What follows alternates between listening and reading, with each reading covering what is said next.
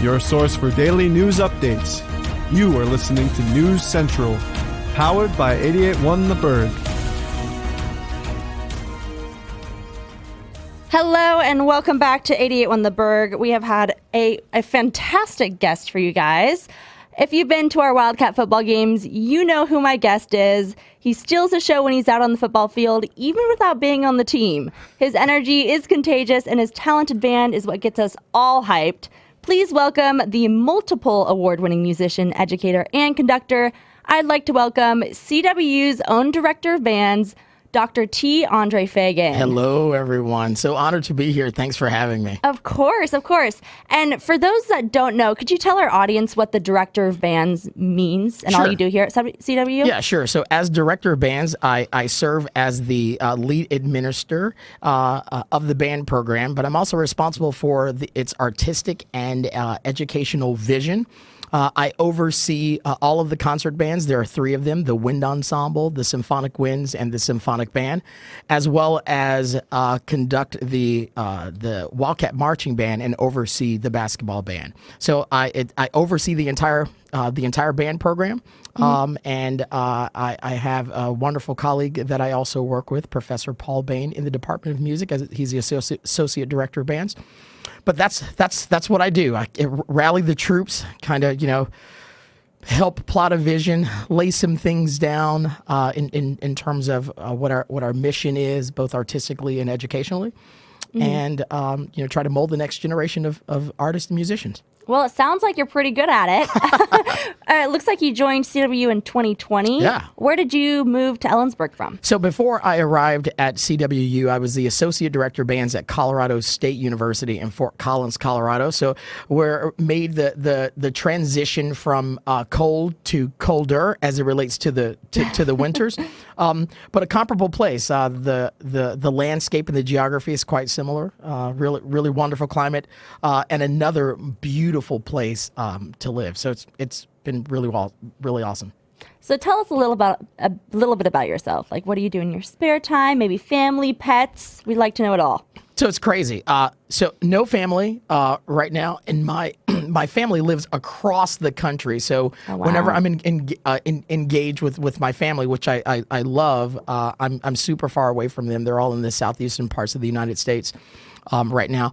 No pets, and really, I guess maybe not crazy at all. I'm married to my job. It takes a lot out of me, and it takes a lot of me.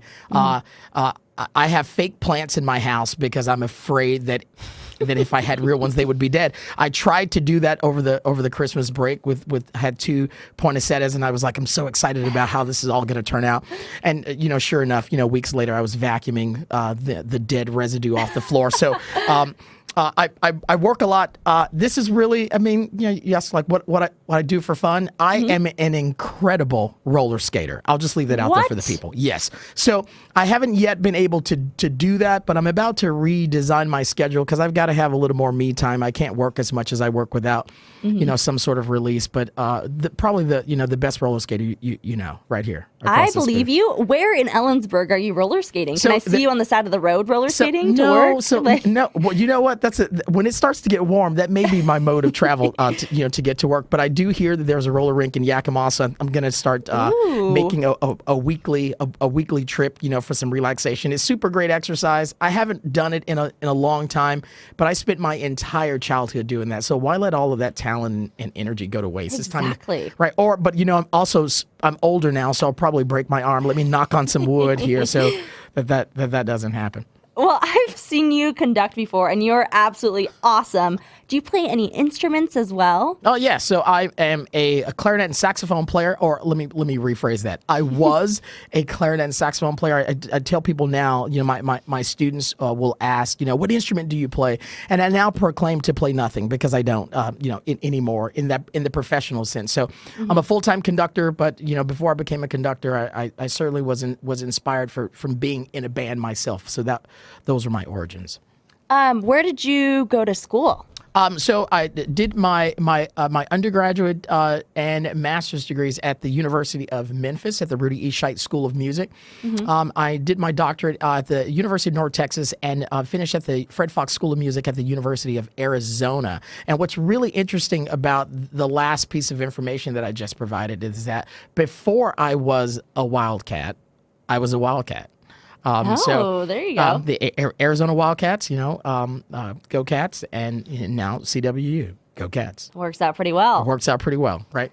What has it been like starting your position here at CWU in the middle of a pandemic? It was crazy. There's no other way to say that. But I think that maybe not any crazy than anyone else having to deal with that transition from teaching modality. But one of the most interesting things for me was the move, like moving, during the pandemic. We were already living in one, so we had kind of figured out what that was like, how to go to the grocery store, how to shop, how to kind of reevaluate your life. But moving was a whole different ball game, and that was pretty interesting. But it was a challenge. It certainly was a challenge. And when I arrived here, we were in a different type of modality than we are now. And although there are some things, I think, educationally that transfer quite nicely into the virtual space, music is not one of them. I can imagine. Yeah, so trying to redesign and think about the curriculum in a new and exciting way, but almost in an impossible way,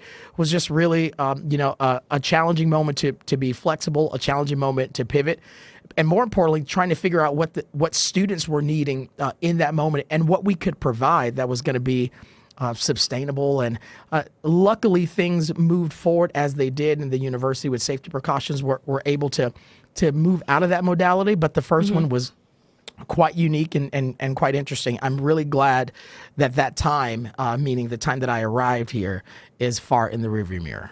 So was there ever a time where you guys had to be online or anything like that? Oh, absolutely. How did that work? Yeah, so when it started, it was full-fledged, like online bands. Our recently retired jazz band director, Chris Bruyere, did a fantastic job with like our jazz band program and then putting together a lot of recordings in the virtual space and then just combining them all together virtually. But that's not the band experience, Right. The music aspect of it is certainly something that we believe in, is something that's valuable. But when you get people in the same room together, collaborating in that unique way that only, I think, artists and musicians really do, that's why we love it. And so to not be able to do that, students were still killing it musically, but they were killing it in isolation, and it was killing us. Right.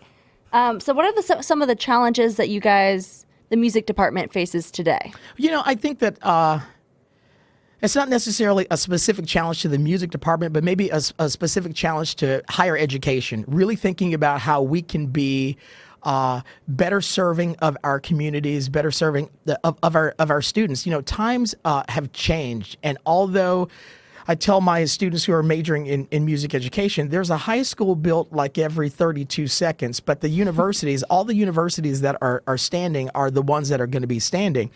But we have to think differently, think anew. And I don't think sometimes we do that enough. We serve a different kind of student.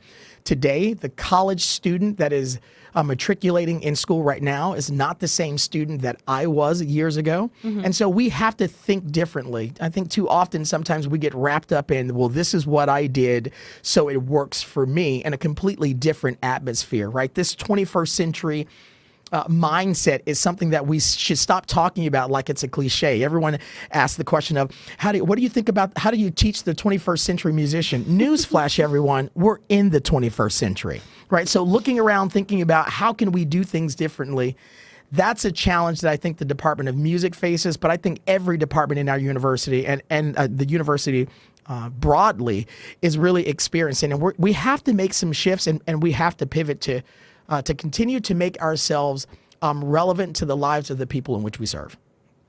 Well, Dr. Fagan, you are the first African-American band teacher in CW history.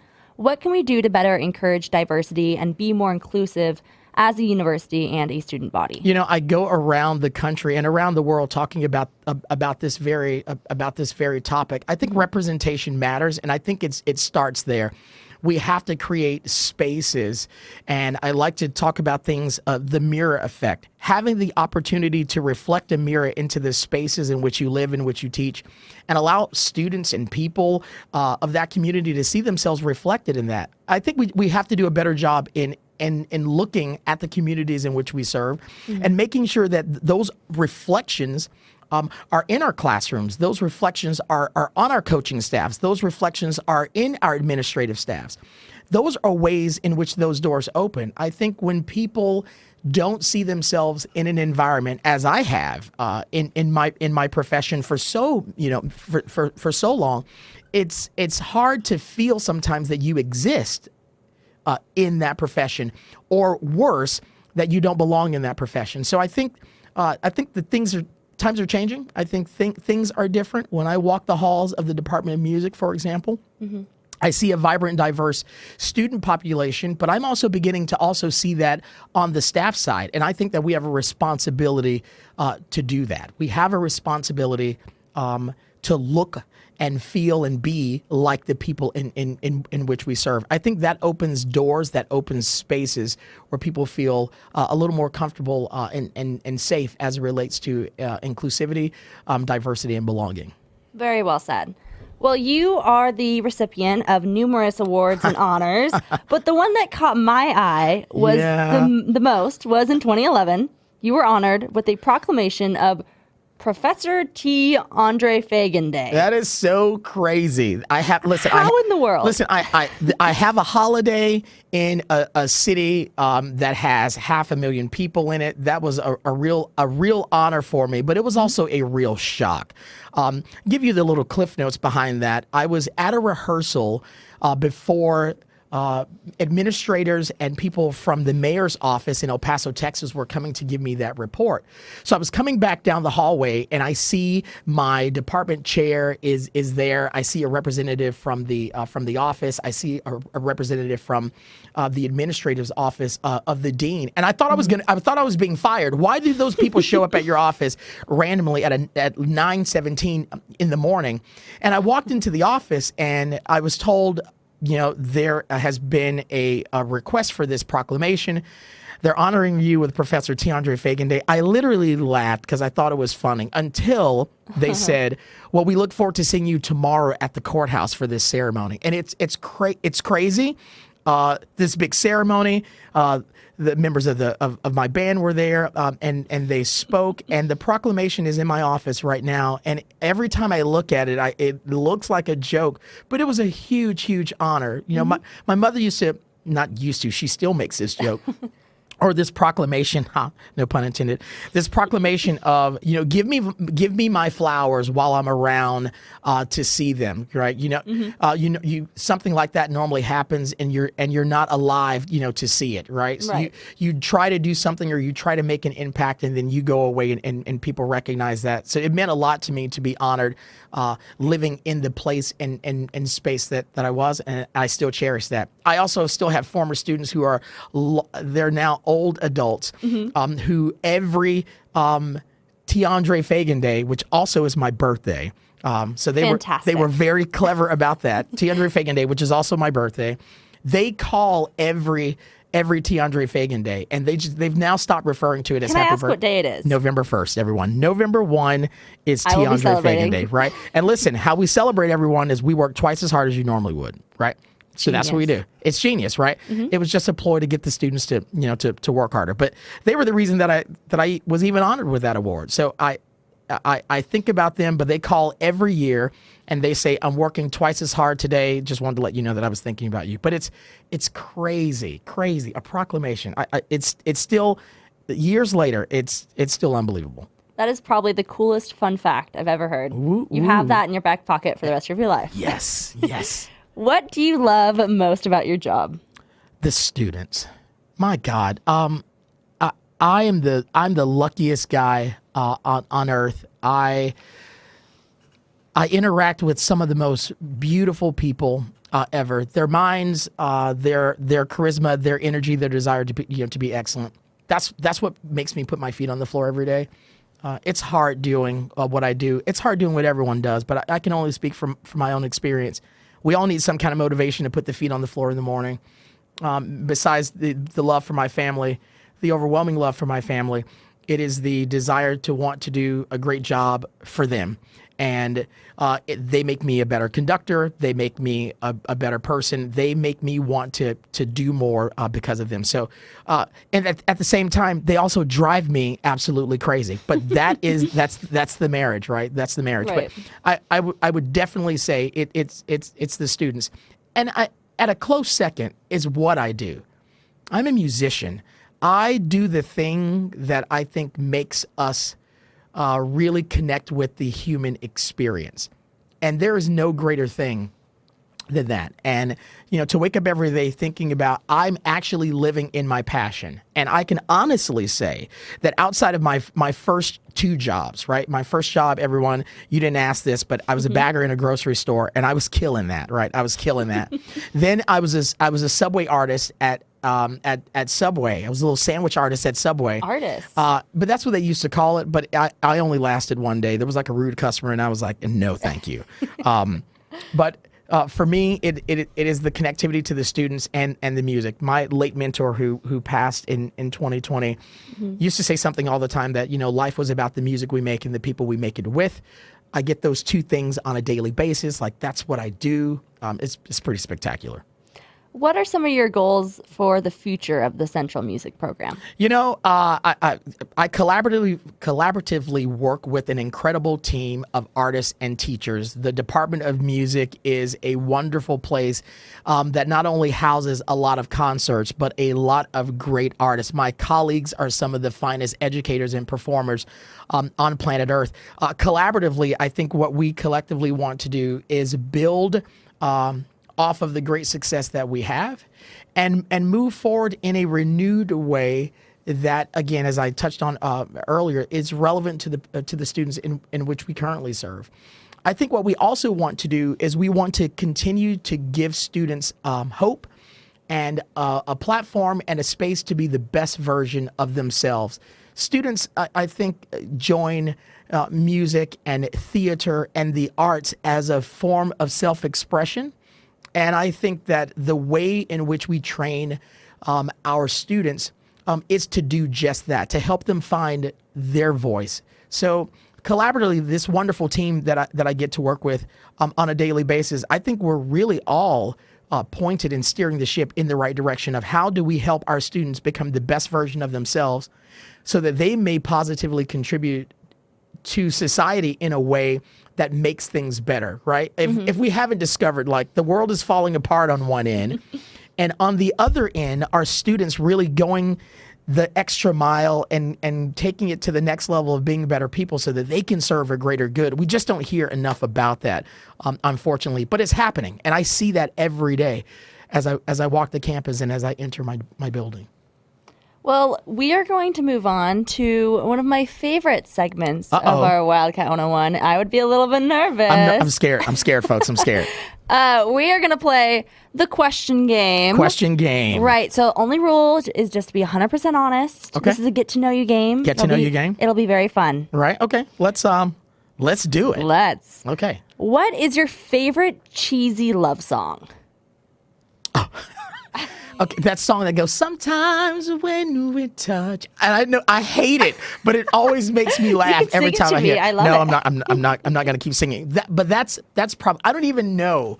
But I always see it in a commercial, and they always set up an awkward background. So whatever that song is, that's my favorite. I like it. Would you rather have unlimited sushi for the rest of your life or unlimited tacos for the rest of your life? Listen, what's in the tacos? Okay, that's kind of a good question. Okay, so look, see, again, so I'm throwing this back to you. So, but right away, if I get to choose the taco, we're definitely going with the taco. I feel like there's a little bit more variety in there. And I like sushi, but I like sushi like every 2.5 months. Yes, it's not an everyday food. I was thinking about it, and I don't know if you've had Tacos Califas. No, where's that? It's well, it's actually a student-run business. It opens on Friday through Sunday. It's in Rodeo City Barbecue's parking lot. Okay. It's like a food stand. So good. Those are look, every time I see a food stand, the food from them, straight fire. Straight fire. It is so good. I got to tell you, you got to try it out. Done. But I would agree, sushi's not an everyday food. No, so I not think an that's a everyday good food. answer. Yeah. Who would you haunt if you were a ghost? Ooh. Like, if I were, like, who would I be haunting right now? Yeah. Denzel Washington. Look, the dude is the best actor of our generation. No, I would haunt two people. I'm haunting Denzel Washington, and I'm haunting Viola Davis. I think the two of them have like sold their soul to someone. You can't be that good at your craft. And not, what did you give away, or where is that coming from? I need to be in their inner circle to see how one becomes that great while looking that effortless. So it's those two people, right? So Viola, I know you're not listening, and Denzel, we know you're not listening as well, but we're gonna send this to you. That's who I'm visiting. Fantastic. Do you have any superstitions? Whether it's like before your band goes to perform or just in your daily life? I know I have volleyball superstitions. So okay, so well, maybe this is. My eating habits are weird, and my eating schedule is even more weird. But I do have a superstition of eating before a concert. And maybe it's because I have this thing too. I've conducted thousands of concerts all over the world. I feel the same at the beginning of any concert, like very nauseous, like very tight. Like if I feel if I drink water, I'm going to be sick. So I just avoid that. But every time I hear the music, like immediately following from backstage, to on stage, I'm fine. But the eating thing, I'm like, maybe this is just my body telling me that, we don't need to eat. And it makes eating post-concert that much more enjoyable. Oh, there you go. Then you can get your tacos. Be good. Listen, you can get your tacos, and I do that. If you got stuck in an elevator and were forced to listen to only one song, what song would it be? This can be a tricky one because songs can get old really quick. Yeah, songs can get old really quick. But if I'm stuck in how long am I in the elevator? Ooh, let's go 3 hours. I'm stuck in the elevator for 3 hours. I would be listening to Symphony of Sorrow songs by a composer, Gurecki. And it's relatively long, but it's soothing, and it's going to take me through a couple of moods. So that's what I would take. I wouldn't take anything that bumped or that rocked. I wouldn't do that because that would get annoying. That would get annoying really quickly. And for real, I like silence a lot. So, and the music that I just said, it's soft. Got it. If you were a wrestler, what would be your entrance theme song? Okay, totally. My entrance theme song is the motorcade music from Coming to America. Right? Oh. You've got to check that out. Okay. In fact, I tell my band students this. If I could walk around campus with a small ensemble behind me playing that, I would do that for the rest of my life. So the motorcade music from Coming to America, there's a scene. He's in America, and the limo is coming down. It's kind of tribal, kind of hip hop. There's brass fanfare in it. It's legit. So check that out. That's the motorcade music from. I will be doing that. From Coming to America. It's pretty awesome. What would be your weapon of choice in a zombie apocalypse? Listen, listen from watching these zombie, films, like, and nothing seems to work. Like, it depends. Some zombies are fast. Some zombies are slow. Some zombies can smell you out. It depends on the zombie, I think. Yes, but I don't know what weapon would be, successful. Like, you cut off an arm, they can still come at you. You shoot at them, they can still come at you. Right. It's weird. And I don't know. Maybe Lysol wipes. That's a good one. That might do it. That might do the trick. That's the one thing we haven't seen. No one has tried that one yet. No one has tried that yet, and that's what we're talking about. It's if you got Lysol wipes, you're good. I think that's a good one. All right, who's your all-time favorite artist? Ooh, all-time favorite artist? Mm-hmm. Dave Matthews. Oh, yeah, he's ridiculous. One. Yeah, he's great. That is a good one. All right, Well, that is the last question I had for you. Awesome. You killed that question game. And Hey, woo! it was fun to get to know you. Hey, it was awesome. Thank you so much for having me. Well, is there anywhere students or listeners can find you on social media? Yeah, so I am on Facebook, so please come and check me out there. You can check me out on my website, tandrefagan.com. I'd like to give a couple of shout outs while I have you. Yes. I conduct the Wind Ensemble. It's the preeminent wind band here at CWU. We have been invited to perform at the College Band Directors National Association Northwestern Convention in March. But we'll do a send-off concert before we leave. That concert, everyone, is on March the 8th. March the 8th at 7 o'clock p.m. in the Hertz Concert Hall right here on campus. It's free. You have no excuse. The ensemble is legit. And you will have a really great time and come check out the wonderful work being done by our incredible students. All right. Well, we will be there. Awesome. It was awesome having you on today. Thank you so much. We'll be back on Monday at 9 a.m. This is your News Central.